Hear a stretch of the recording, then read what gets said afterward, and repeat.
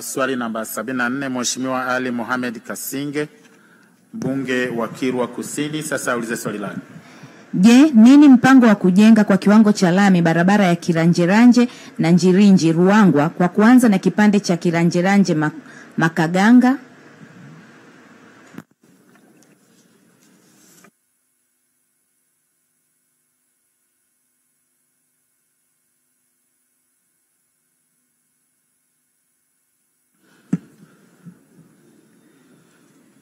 Mheshimiwa Mwenyekiti, serikali imeanza ujenzi wa barabara ya Kiranjeranje Makangaga na Njirinji hadi Ruangwa yenye urefu wa kilomita 120 kwa kuanza na ujenzi wa madaraja makubwa matatu kwa kutumia fedha za dharura zilizotoka kwenye mkopo nafuu wa Benki ya Dunia. Madaraja haya ni Kigombo lenye urefu wa mita 25, utekelezaji wake umefikia 25%. Daraja la Nakiu lenye urefu wa mita 70, kandarasi hapo ipo kwenye maandalizi ya ujenzi, mkandarasi yupo kwenye maandalizi ya ujenzi. Na daraja la Mbwemkuru namba 3 au Mbwemkuru 3 lenye urefu wa mita 100 lipo katika hatua ya mapitio ya usanifu. Wakati ujenzi wa madaraja haya matatu unaendelea, serikali inaendelea kutafuta fedha ili kujenga barabara hiyo kwa kiwango cha lami. Asante Mheshimiwa Mwenyekiti. Mheshimiwa Ali Mohamed Kasinge. Mheshimiwa Mwenyekiti, nishukuru kwa majibu ya serikali. Hata hivyo nina maswali madogo mawili ya nyongeza. Swali la kwanza, kwa kuwa ujenzi wa madaraja haya matatu ambayo Mheshimiwa Waziri amezungumza kasi yake ni ndogo, je, serikali haioni umuhimu wa kuharakisha ujenzi wa madaraja haya ili barabara hii iweze kupitika kipindi chote cha mwaka?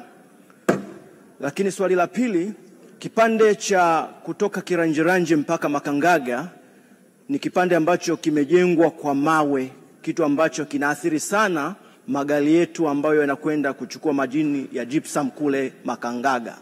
Je, kwa nini serikali isione umuhimu wa kujenga kipande hiki angalau kwa kiwango cha changalawe wakati tunatafuta fedha kwa ajili ya kujenga kiwango cha lami?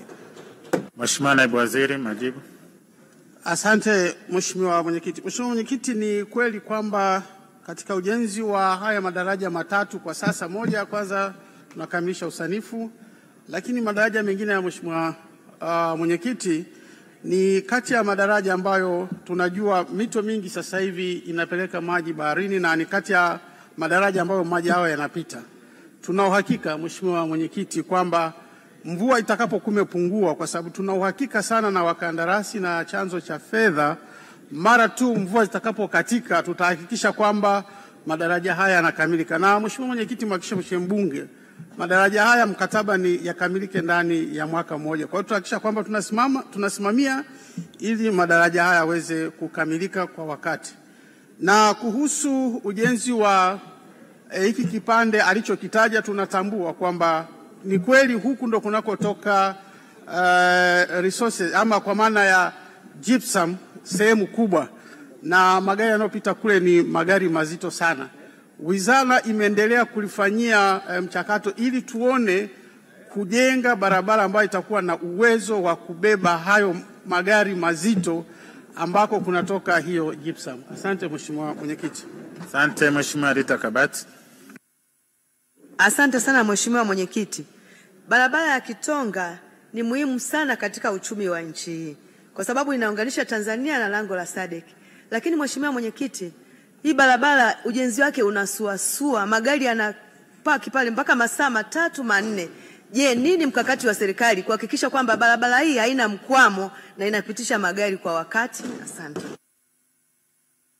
Naibu Waziri, majibu. Asante Mheshimiwa Mwenyekiti. Mheshimiwa Mwenyekiti, ni kweli tutambue kwamba hii barabara ndo kati ya barabara kuu, yani T1 ambayo inatoka Dar es Salaam kwenda Tunduma, barabara ambayo imeshikilia, ni kati ya barabara ambazo zimeshikilia uchumi wa nchi.